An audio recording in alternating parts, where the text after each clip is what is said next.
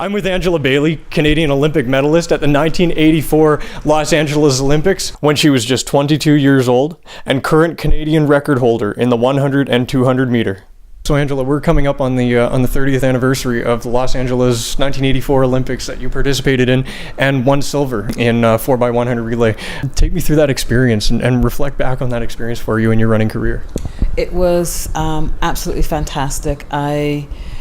The most important and the incredible moment was for me was being on the podium.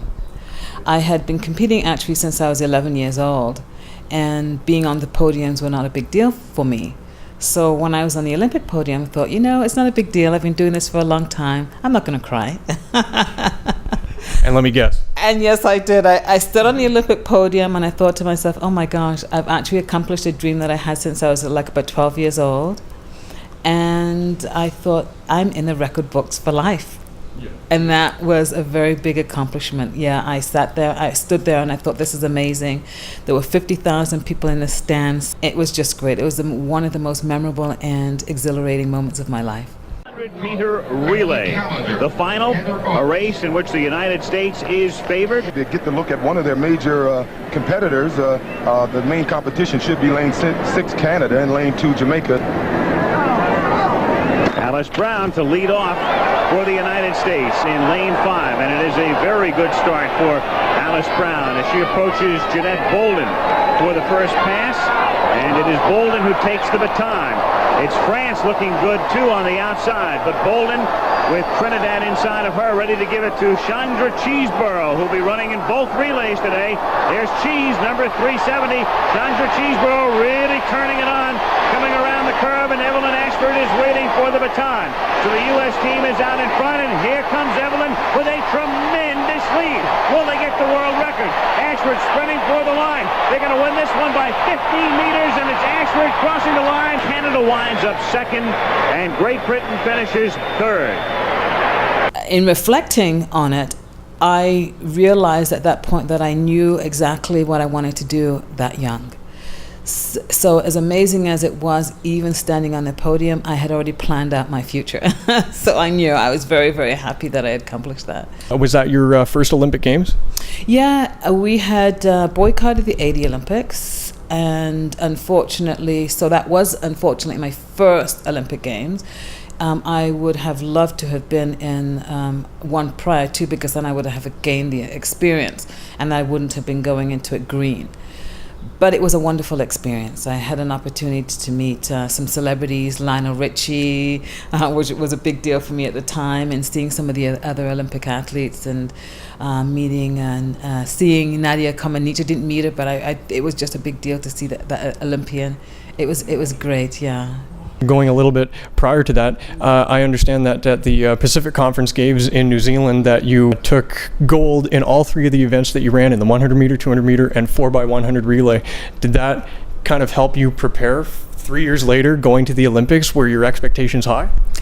My expectations were very, very high, and that was a really important competition for me, because I remember feeling vindicated.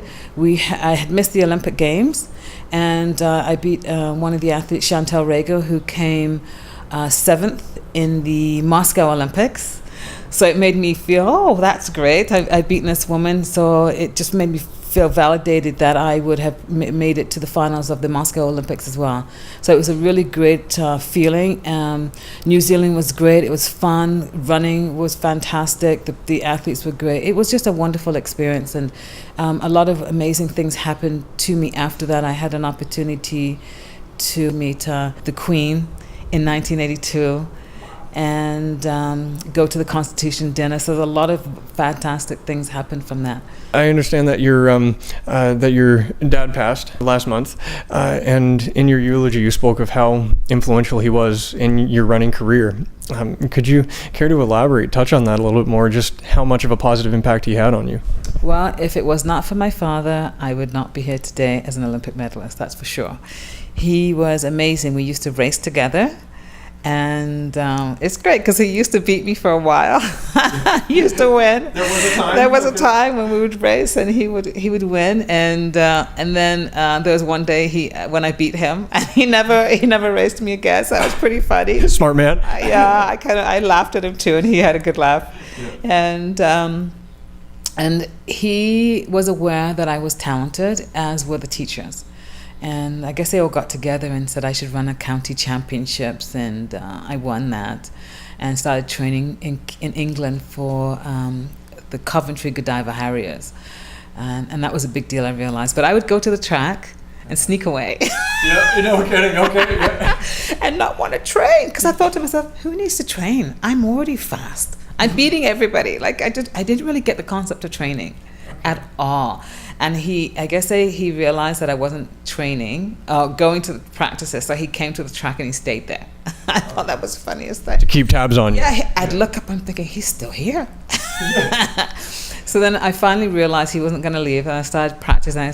They were teaching me how to run out of the blocks, and I thought, okay, so I guess I need to learn how to do this. He was pretty well there through every step of the way. Yeah, he was. He was very focused on me and very influential, and he was able to watch me on the Olympic podium.